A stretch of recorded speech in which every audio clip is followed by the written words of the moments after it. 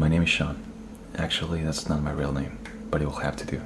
I live in a small, tight-knit community, that type where everyone knows everybody else. So if I publish my story under my real identity, I become a local laughingstock. Either that, or they send me to the loony bin. So Sean it is. I was born and raised in a small village in rural County Tyrone, Northern Ireland, or the north of Ireland, as we learn to call it. Looking back now, it's a pretty decent place to grow up. Idyllic countrysides, green fields and turf fires, and a friendly community where people look out for their neighbors. This wasn't how I felt when I was younger, however. During my teen years, I yearned for an escape from that dull and mundane rural lifestyle. My father ran a small farm and my mother and uncle managed a pub in the nearest village. They were happy with their life, but I grew up wanting more. When I turned 18, I moved up to Belfast to study at Queen's University. This was my first taste of freedom and I loved it. During my time there, I made new friends, entered into a series of fun but short-lived relationships, and partied hard, while somehow still finding time to hold down a part-time job and study for my degree. Some of my contemporaries moved back home after university, while others got jobs and settled down in Belfast. This wasn't for me, however. I decided to take a gap year, traveling around Southeast Asia and then moving on to Australia, where I lived and worked for a year in Melbourne, meeting and befriending yet more interesting people, and enjoying life-developing experiences. After my year's visa was finished, I returned to Ireland, but only briefly, as my wanderlust kicked in once again. After a couple of months freeloading off my parents, I got the opportunity to move to London and live in a shared house with some of my friends I met in Melbourne. So I moved again, and spent the next 2 years living, working and playing in the English capital. I never really felt homesick during this time. I continued to ring my mom once a week, lest she worry, and she happily chatted away, giving me all the family news and local gossip. To be honest though, I regard this weekly call as more of a chore than anything. I was so wrapped up on my own exciting cosmopolitan life and frankly, found the comings and goings of people back home quite boring. Every now and again I would feel a yearning for the rolling Greek hills of Tyrone, for potato crisps or Ulster fries, but such feelings were rare. In truth, I wouldn't have come home if circumstances hadn't forced me to. Then one day, out of the blue, I got the call every son and daughter dreads. My mother rang me up and I could tell straight away she was upset. It turned out that my father had been diagnosed with lung cancer and needed to receive chemotherapy. The doctors were hopeful, but the treatment would take it out of him, and so my dad would struggle to run the farm. The bottom line was that my poor mother was upset and stressed, having to run back and forth between the farm and the family pub, not to mention looking after her husband. My family is surprisingly small for an Irish family, just myself and my younger sister. Let's call her Mary. Well, Mary had recently gotten married and given birth, and so she had no time to help out with a baby to look after. You can probably guess where this is headed. I was the eldest child and the only son. I had no real commitments, and if I'm honest, I'd been pretty neglectful of my family over the last few years. My mom didn't come straight out and ask, but it was obvious she wanted me to come and help her out, at least until my dad was feeling better. I could have said no, of course, but deep down I knew I'd had to return home. I loved my parents, and I had to be there for them. And so, I moved back to Tyrone's countryside, slept in my old room, spent my mornings tending to the cows and my evenings working behind the bar. This is what I'd spent the last 6 years trying to escape from, but here I was nonetheless. But this part of my story isn't that interesting. It's what happened later which defied all rational explanation. But before I tell my story, I think it's worth establishing a few other things about me. I like to think of myself as a fairly laid-back person, open-minded but intelligent and educated enough to see the world through rational eyes, rising above the old-fashioned prejudices and superstition of my homeland.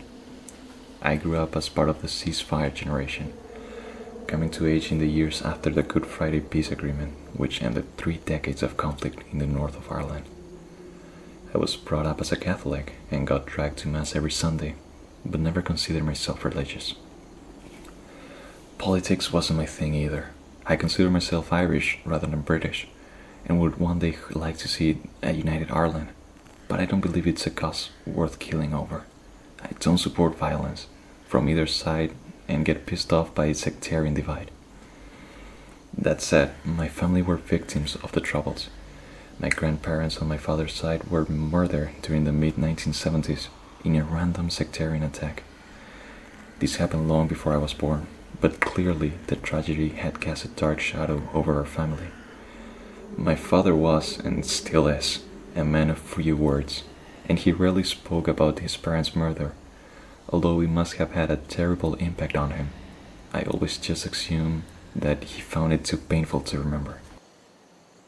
I never knew my grandparents, and they were rarely mentioned when me and my sister were growing up, and so I never really thought about what happened back then.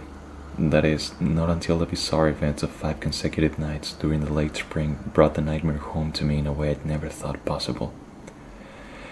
The first night I saw them began like any other. I was working in the bar in the village, trying to stay awake through the tedium. It was a Wednesday night, which was always quiet.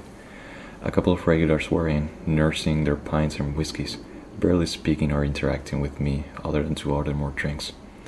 The television blared away in the corner, showing highlights of a football match played in the previous weekend. I paid my surroundings little attention, pulling pints when required, but otherwise ignoring the punters and scrolling on my phone, checking out my friends' Facebook and Instagram pictures, and dreaming of my former life. The regulars all had headed home by 10:30, and with little prospect for further customers, I decided to close up early. After closing the register and locking up, I climbed into my mother's car, a reliable but not so sexy Skoda Fabia, and began to drive home to my family's farm. It was a warmish spring night. The sun was down, but there was a heavy cloud cover, meaning little to no stars in the dark sky above. The drive home was a relatively short one, just over 5 miles along a narrow country road which cut through darkened fields and hedgerows. It was a quiet drive at that time of night, and I would rarely pass any other cars. I was therefore astonished when I ran into a roadblock a couple of miles outside the village. I saw a sign first, illuminated by the car's headlights. It simply read, "Checkpoint ahead. Stop." I felt a wave of anxiety as I put my foot to the brake. I assumed this was a random police check, presumably on the lookout for drunk drivers. I'd foolishly taken a shot of whiskey at the pub after finishing my shift. It was stupid, but the drive home was a short one, and I certainly hadn't expected to run into any police out here. I reckon I was within the legal limit, but couldn't be sure if I got breathalyzed.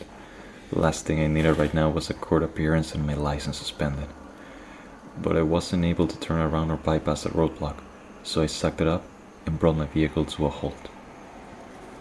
It didn't take long for me to realize there was something very wrong with this checkpoint. The road ahead was blocked by a Land Rover parked diagonally across the tarmac. The vehicle appeared military in origin, painted a dark camouflage green. The Police Service of Northern Ireland, or PSNI, still drove armored Land Rovers in these parts due to the threat posed by dissidents. However, their vehicles were painted white with yellow and blue stripes. Also, the Land Rover ahead of me looked like an older model, the type of which should have been decommissioned years earlier. As I brought my mother's car to a halt, a bright searchlight was shown through my windscreen, temporarily blinding me. My pulse rate quickened as I shielded my eyes and tried to get my bearings. Something seemed very wrong about this whole situation. I felt sick to my stomach and afraid, although of what, I could not say. I dimmed my headlights but kept my engine running. There was a voice in my head screaming a warning, telling me to get out of there, but my rational mind told me this made no sense. After my eyes adjusted, I saw dark figures emerging from behind the Land Rover, slowly marching forward towards my stationary vehicle. I experienced an even greater wave of fear when I saw these men, as my brain analyzed and attempted to make sense of what I was witnessing. I doubted very much that these men were police officers. Here in Northern Ireland, our police tended to be well armed and protected. Therefore, I wasn't surprised to see this trio carrying guns and wearing flak jackets.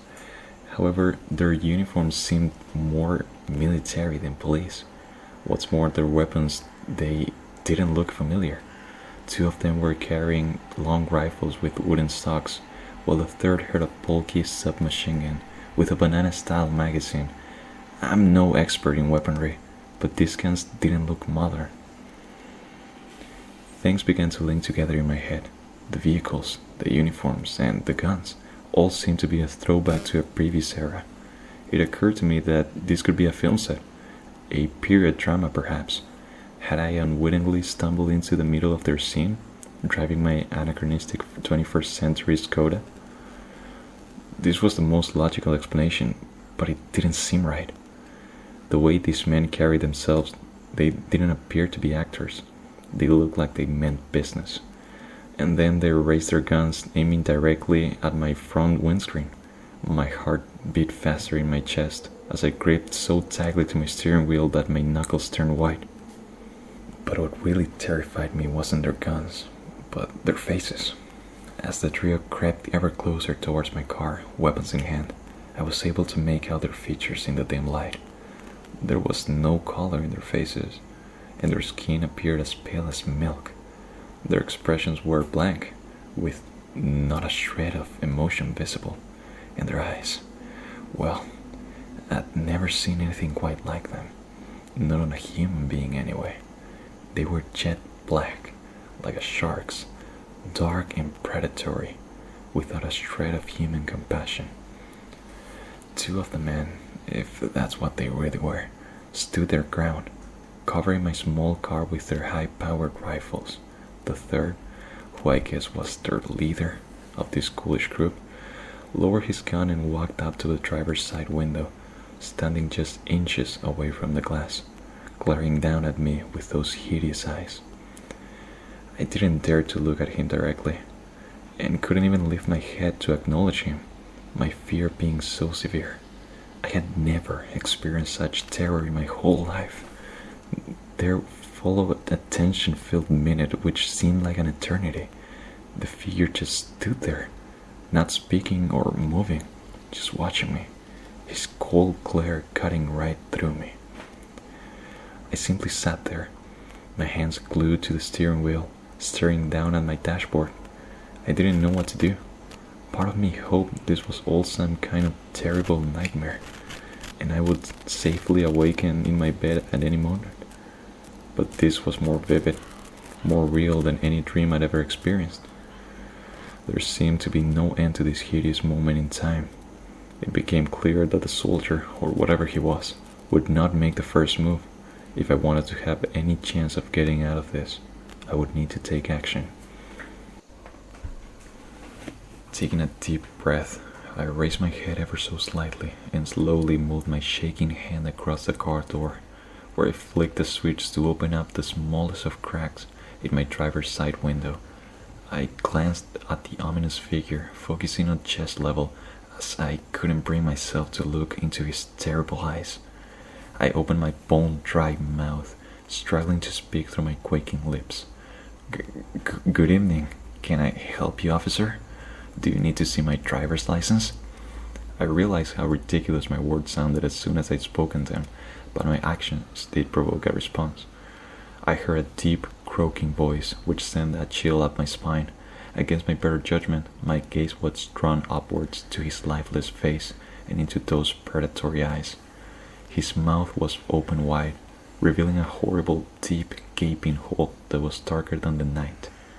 When he spoke, it sounded like no human voice I'd ever heard. The screamed words were so loud they almost burst my eardrums. "He's a take! Kill the bastard!" After speaking these hateful words, he calmly stepped backwards and raised his submachine gun. Simultaneously, his two comrades aimed their rifles directly at me, posing their fingers on their triggers, preparing to fire. I was frozen in complete terror, not believing what was happening. I prayed it was all a sick joke, but the final delusion was crushed when I heard that deafening crack of a rifle fire, as my windscreen shattered, showering me with shards of broken glass. I heard a familiar voice shouting through the door. "Son, are you alright in there?" My mother. She must have heard me screaming and was clearly concerned. Still confused, I thought on my feet, stammering through my response. Yes, Mom. Everything's fine. I'll be down in a moment. Okay then, dear, she replied, sounding reassured. Breakfast is nearly ready, and there is fresh tea in the pot. I'd bought myself some time. Now I needed to figure out what the hell was going on. I discovered my sheets were drenched in sweat. Frantically checking my body, I expected to find bullet holes on my torso, but there was nothing. No wounds or marks anywhere on my chest or shoulder. My head was spinning, but I managed to climb out of the bed and walk across to the bedroom window, where I sheepishly pulled back the curtains. I expected to see my mother's car shot up to hell, its windscreen smashed and interior riddled, but the blue Skoda was sitting parked in the usual spot in our driveway with no scratch or dent on it. I shook my head in disbelief. The events of last night were still fresh in my mind, so vivid and so real. I had experienced true fear and felt real, actual, physical pain. Had this all been a terrible dream? I couldn't believe it, but yet, what other explanation could there be? I took deep breaths, trying to compose myself. I tried desperately to make sense of it all, to rationalize what had occurred. Clearly, I'd been under a lot of pressure lately, working 2 jobs to help out the family. Then there was the whiskey I drank at the end of last night's shift. Clearly, it had been too much for me. I'd lost the plot of last night. Obviously, I had driven home safely, and the whole ugly incident at the Roadblock was nothing more than a vivid nightmare. Reassuring myself, I vowed to take better care of my mental health and to see a doctor if things got worse. I decided not to mention anything about this to my parents, who already had enough on their plate.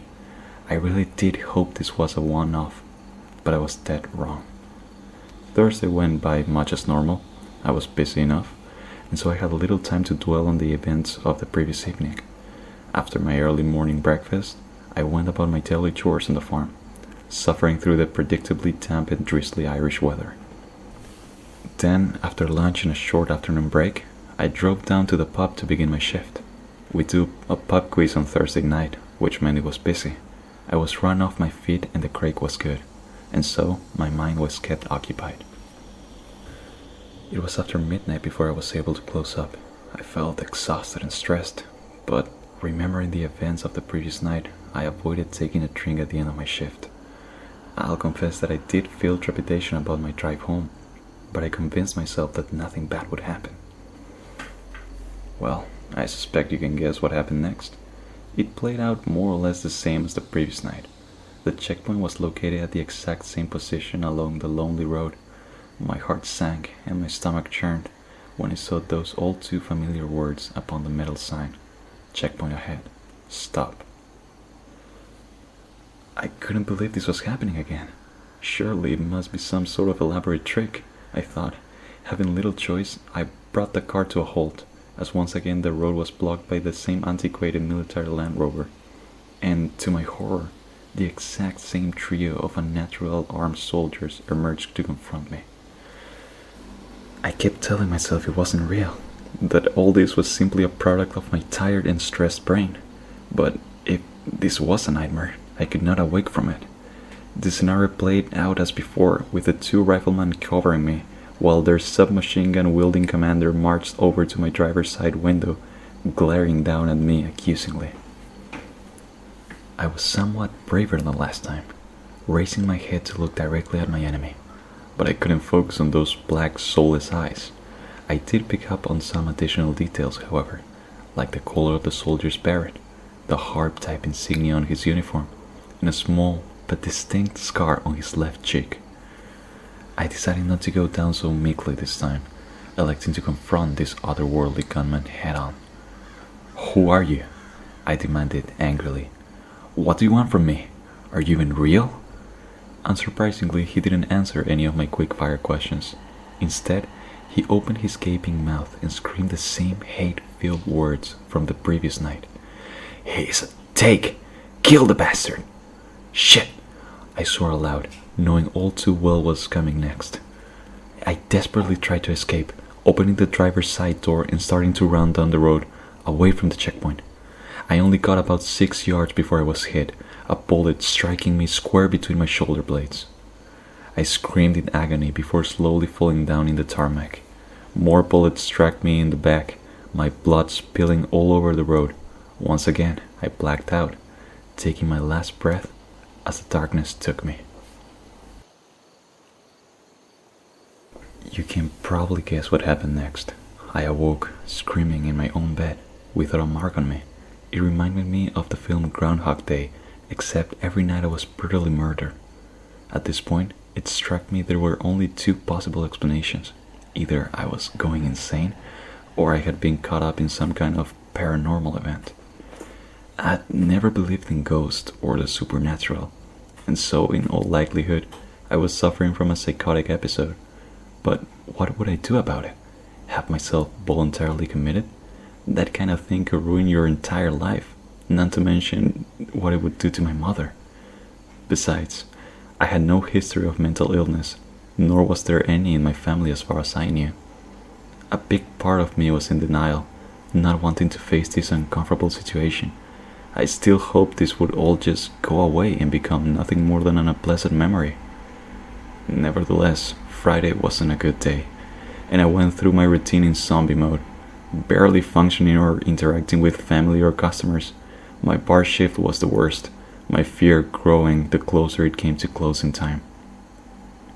Now, I know what you're thinking. Why not take a different route home? Well, this is exactly what I did on Friday night. There's actually only one other route from the pub back to my family's farm. It involves driving the opposite direction, out of the village and joining the main road, before looping back around. This adds about 15 minutes onto my journey, but I wasn't too concerned by this point. The main road was busier, of course, but in order to get home I needed to drive down yet another lonely and narrow country lane. And to my horror, the checkpoint was there, waiting for me. The hideous routine was all too familiar by the third night, but my despair soon turned to defiance. It seemed I could not avoid the deadly roadblock, but could I go through it? Throwing all caution to the wind, I put my foot down on the accelerator and sped straight for the stationary Land Rover, aiming to run it off the road or die trying. They were going to shoot me anyway, right? So what did I have to lose? What happened next defied all logic. There was a flash of light, temporarily disorienting me, and suddenly I was found 100 yards back up the road, once again approaching the checkpoint. 3 times I attempted to drive through the roadblock, and every time my car was inexplicably transported back to the top of the road, where I would repeat the cycle over again. Eventually I gave up and accepted my grisly fate. I was reduced to angry tears, and I finally brought the car to a stop. I screamed at the soldier when he approached, telling him in no uncertain terms to go fuck himself. It made no difference. The shooting occurred exactly as before. The gunman spoke his hate-filled words before he had his men open fire. Next came the bullets, the pain, and the darkness, and I woke up, screaming in my bed.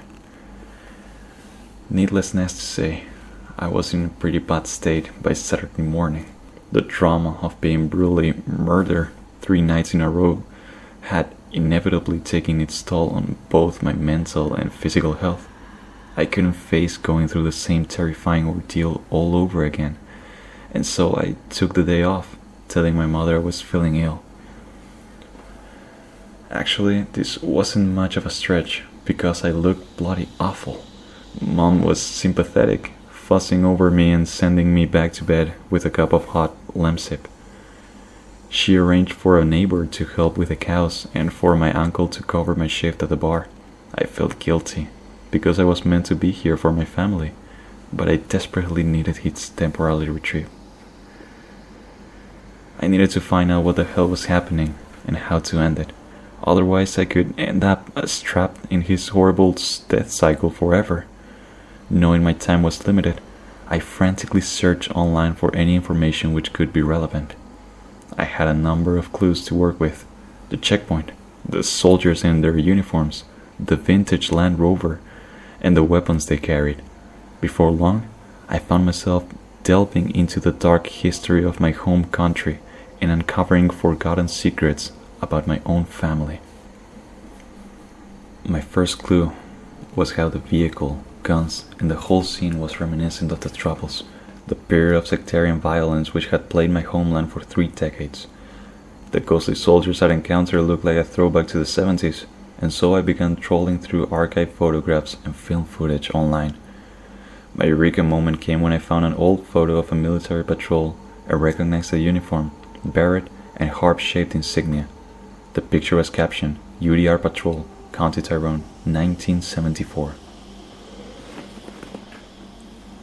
The uniforms, equipment, and weaponry matched those carried by my assailants.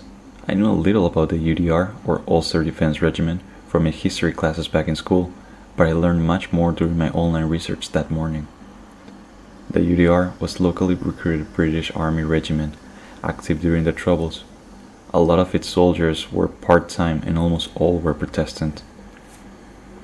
The regiment had a disputed history, with Unionists believing they were good men, defending their homes against IRA terrorists, while Nationalists considered them as a sectarian militia which harassed Catholics and sometimes murdered them in collusion with loyalist paramilitaries. I couldn't believe I was asking this, but could the trio of soldiers I'd encountered be the spirits of dead UDR men? I didn't believe in ghosts, but I couldn't think of any other explanation for what I'd experienced. But even if I accepted this unorthodox reasoning, it still didn't explain what these supernatural entities wanted with me. I decided to dig deeper. I found a website dedicated to the memory of the fallen UDR soldiers during the Troubles. It turned out that the regiment suffered over 200 dead in the 20-odd years of its existence, and most of these were killed by the Irish Republican Army or the Republican paramilitaries. I trawled through their roll of honor, reading the tragic stories of men shot or killed by bombs, many leaving behind families or young children. Most of the entries had accompanying photographs. I didn't know how or what I was looking for. I was clutching at straws, to be honest. But when I saw it, my eyes almost popped out of my head. I recognized the picture straight away. The facial features matched exactly, right down to the small scar on his left cheek. This was the man who accosted me at the checkpoint and ordered my death 3 nights running. His name was Andrew Jamieson, and according to the information on the screen in front of me, he died over 40 years ago, during the autumn of 1976. Jamieson's picture wasn't alone. He died alongside 2 other UDR men, named Stewart and White. The 3 soldiers were killed in the same incident, blown up by an RAA landmine attack on their armored vehicle as they conducted a mobile patrol outside of Cookstown. I hadn't seen the other 2 phantom soldiers as closely, but the photos of Stewart and White looked very similar to the rifle-wielding men on the Roadblock. I felt a nervous burst of excitement as I read through the reports on screen. I was relieved to have made this breakthrough, but frightened by the implications of my discovery. The soldiers I'd encountered were no longer living, and naturally I found this terrifying. But I felt certain there was more to this, some connection between me and these otherworldly entities that I'd missed. I kept on searching, armed with this latest piece of the puzzle. I investigated their names. I now had founding more articles and reports about the 1976 bombing. But there was more. The 3 dead men weren't just soldiers, it seemed. There were multiple allegations against Jamieson, Stewart, and White online, claiming they were also secret members of the illegal Ulster Volunteer Force, a loyalist terror group responsible for the murders of many Catholics. There were accounts of collusion between the terror gangs and the security forces, and these 3 were allegedly at the center of it. I read on, looking through various victim sites, until I found something which resonated. The trio were suspects in several murders before their deaths at the hands of the IRA, and one of the attacks they were linked to was, you guessed it, a shooting at a fake roadblock. I wasn't actually too surprised to learn this. I felt like all the pieces were coming together, like it was all beginning to make sense. But I was really thrown when I read the names of the victims. The couple who they shot were my grandparents. I felt physically sick when I read this, my heart almost bursting out of my chest. These terrorists had murdered members of my family, and now their hateful spirits were targeting me. It defied belief, but it was happening. I mulled this over for some time, staring blankly at my screen. Deep down, I knew what I had to do next. This was a conversation I'd put off for a long time, but now I urgently needed answers. I would speak with my father and find out the truth of what happened on that terrible night in 1975. I needed to mentally prepare myself for this difficult task ahead. Since I'd been home, I hadn't really had a proper conversation with my father, other than small talk about the weather, football, and so on. Every time he returned from the hospital after receiving chemo, I would ask how it went and how he was feeling. He always replied, saying he was fine, making it clear he didn't wish to talk about his illness. My father and I had a difficult relationship sometimes. He was old school, a tough old farmer who maintained a stiff upper lip and didn't talk about his feelings. In fairness though, I hadn't really made the effort myself. I loved my old man, but I couldn't recall ever telling him so. But now, I needed to get him to open up, because my life depended on it. My dad was sat in his usual spot for a Saturday afternoon, sitting in his favorite armchair in our living room, warming himself in front of the fire, scanning the newspaper whilst the TV was droning in the background. The cozy and well-kept front room was filled to the brim with family photographs and other sentimental knickknacks. I was overwhelmed with a flood of emotions and childhood memories every time I came into this room. My dad looked up from his newspaper, nodding his head to acknowledge my presence. He'd had another bout of chemotherapy the day before and was clearly worn out. The illness and his treatment had taken a toll. He'd lost weight, his face appearing gone, and his skin has a slight yellow tinge. It was difficult to see him in his weakened state, even if, fingers crossed, his condition was only temporary. "How are you, Dad?" I asked nervously, as I took a seat on the armchair facing him. He tutted and threw back his head before answering in a flippant tone. "Can't complain, son. Not quite ready for the knacker's yard." I snorted in faint amusement. Such black humor was typical for a man of my father's generation.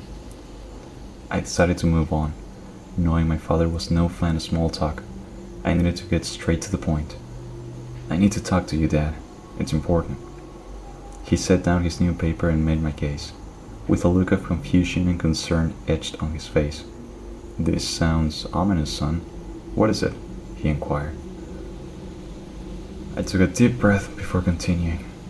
"I know you don't like to talk about this, but I need to know about Granny and Granddad, about your parents." My father's voice croaked, and a single tear rolled down his cheek. I'd never seen him like this before and wasn't sure how to react. 33 bullets fired, he continued mournfully.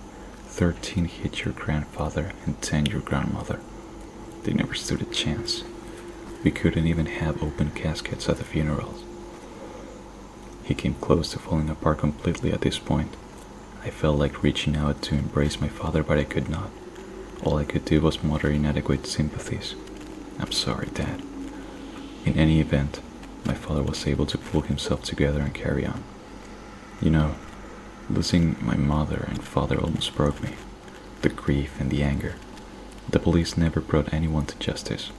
Perhaps they were in on it. But we all knew who was behind the attack. 3 UDR men, also in the UVF. Jameson, Stewart, and White. I muttered, repeating the names I'd become so familiar with over the last few hours. My father looked up in surprise before nodding his head in confirmation. "So you've read the reports then?" "Yes." They were the 3. They literally got away with murder. Jameson was a local boy, you know. I used to see him around in the village, acting like nothing could touch him. I confronted him one night in the pub, called him out as a murderer. The bastard laughed in my face. We got into a fight. I wanted to kill him with my bare hands, but the police came and arrested me for assault. Arrested me? Can you believe that? He paused, shaking his head in disgust. I thought long and hard about getting revenge and even considered joining the IRA so I could get those bastards. I was genuinely shocked to hear this. My father was a formidable character, but I'd never known him to be violent. "What stopped you?" I asked. "Your mother did," he answered firmly. "We just started seeing each other around that time. She was my rock. We fell in love and got married, and a few years later, you and your sister came along. I had my own family and responsibilities. After a while, the pain and the anger faded. I kept it all from you and your sister because I didn't want you to grow up with fear and hatred like my generation did." I nodded my head in understanding. Suddenly it all made sense. Dad had carried this tragedy with him all these years, keeping it all inside to protect his children. I suddenly had a newfound respect and admiration for my father. This was the most open and frank conversation I could ever remember having with him. My father looked genuinely surprised. More than that, he seemed annoyed and slightly angry, like this topic was a taboo. "Now, why would you ask me that now, after all these years?" he snapped back. I could see he was trying to control his emotion, as was I. Obviously, I couldn't tell him the real reason for my sudden curiosity. He would surely think me mad if I started babbling on about ghouls and near-death experiences, and so I lied, or at least bent the truth. "Something happened recently that got me thinking about it, about what happened to them. I think I'm old enough now to hear the truth." My father exhaled, lowering his head and remaining silent for a moment, as if he was in a state of deep contemplation. I was surprised to see a small tear forming in the corner of his eye. Such displays of emotion were almost unheard of as far as my father was concerned. Eventually, he lifted his head and answered in a croaking voice. "Fair enough, son. I suppose it is time you learned the truth. Who knows how much longer I'll be about for." I swallowed my pain upon hearing those words. I wanted to tell him it will all be okay and that he would make a full recovery, but I couldn't say this for sure. Besides, right now, I needed to hear his tragic story. I believed it was the only hope I had of unlocking this deadly riddle.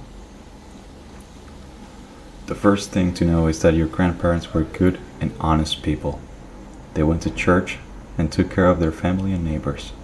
My father was a fair man and never took advantage of anyone in his whole life. My mother lived for her family and loved her husband and her children very much. They weren't political at all and didn't get involved with the troubles. Not that this mattered to the men who murdered them."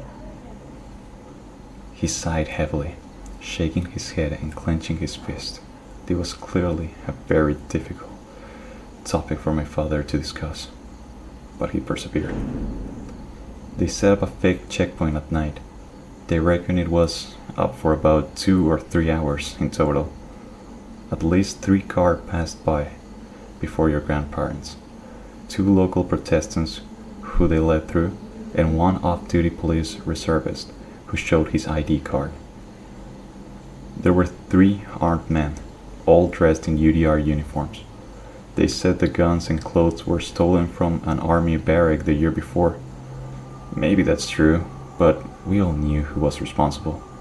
The local UDR platoon lost 1 of their men in an IRA attack the week before, and his friends were out for revenge.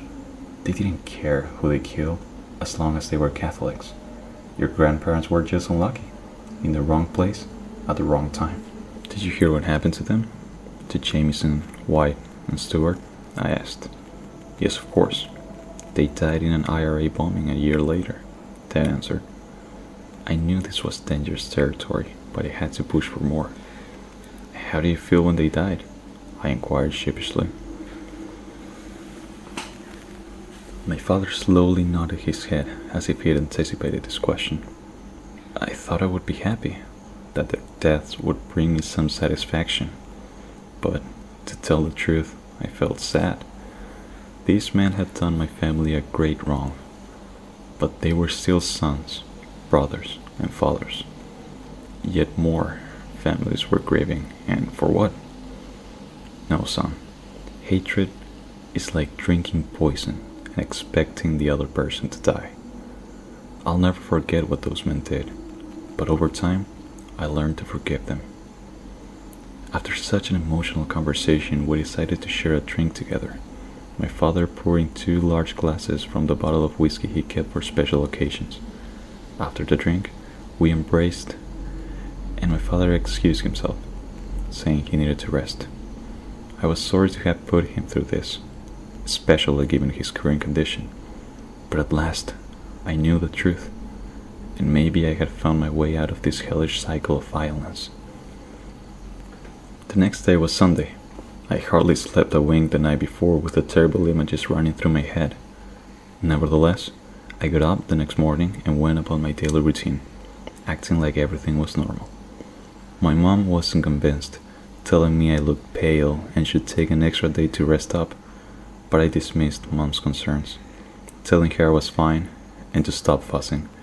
My dad simply smiled, patting me on the back as he sat down to take his morning tea and toast. I finished my chores around the farm and set off to the pub that afternoon to start my Sunday evening shift. I'd be lying if I said I wasn't preoccupied, working the bar in zombie mode on what was luckily a quiet night in our family's pub. I kept thinking of the conversation with my dad and about the ghoulish sentries waiting for me along that lonely stretch of road. I had a plan, but as night fell, I had doubts. But what choice did I have? Sooner or later, I would need to confront this thing. Otherwise, this ghost would literally haunt me forever. The drive home was predictably nerve-wracking. My hands shook as I clutched hold of the steering wheel, and my stomach was in knots. Part of me still hoped for a clear run home, but no such luck. As soon the bogus checkpoint came into sight, the whole scenario played out as before. I didn't try to drive through the roadblock or assist in any way, knowing it would be futile. I knew what to expect, but this didn't make it any easier. Now, I knew what these men had done when they were alive, an act of pure evil. It was all I could do to try to keep my emotions in check. My whole body shook as I watched the lead soldier approach, the ghost of the man once known as Jameson. As before, he marched up to the driver's side window and looked down upon me. I opened the window slowly, letting in the cool night air. It took every ounce of my inner strength to lift my head and look into those dark, dead eyes of his. Despite my immense fear, I saw something when I stared into the dark abyss, a terrible sadness weighing him down. I realized then that this ghost was no longer something to be feared, but rather to be pitied. I opened my mouth to speak, whispering words which carried from one world to the next, and what I said was this: "We forgive you." As soon as I spoke the words, something very odd happened. I saw a glimmer within Jameson's eyes, a sign of humanity, which had previously been absent. It seemed like a huge weight has suddenly been lifted from this being's weary shoulders. I'm still not sure what exactly happened next.